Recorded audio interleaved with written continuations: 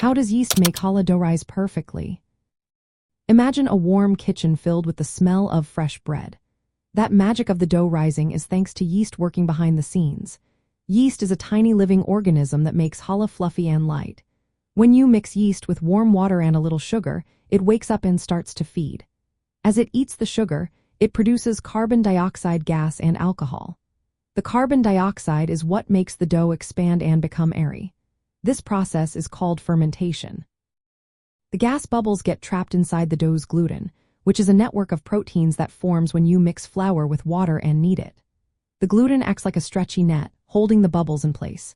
As the yeast keeps working, the dough grows bigger and softer. This is why we let challah dough rise twice, once after mixing and kneading, and again after shaping it. During the first rise, the dough doubles in size.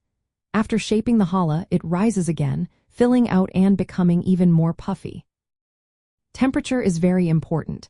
Yeast loves warm places around 74 to 85 degrees Fahrenheit. If it's too cold, the yeast slows down and the dough won't rise well. If it's too hot, the yeast can die. That's why many bakers put the dough in a warm spot, like near a radiator or inside an oven with the light on. Ingredients like eggs, oil, and sugar help the dough stay tender and flavorful. They also give the yeast more food to work with. Some bakers use a small amount of dough called a pre-ferment or polish before making the full challah. This helps develop more flavor and makes the dough rise even better. After the final rise, the challah is brushed with an egg wash, which gives it a shiny golden crust when baked. Baking locks in the airy structure created by the yeast, giving you that perfect soft and fluffy challah. From a practical parenting view, making challah with yeast is a wonderful way to teach children patience and care. Watching the dough grow teaches them about transformation and growth, connecting the science of baking with the values of tradition and family.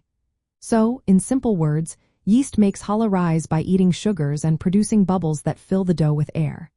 Keeping the right temperature, ingredients, and timing makes sure your challah turns out just right, light, fluffy, and full of flavor, ready for your Shabbat table or holiday celebration.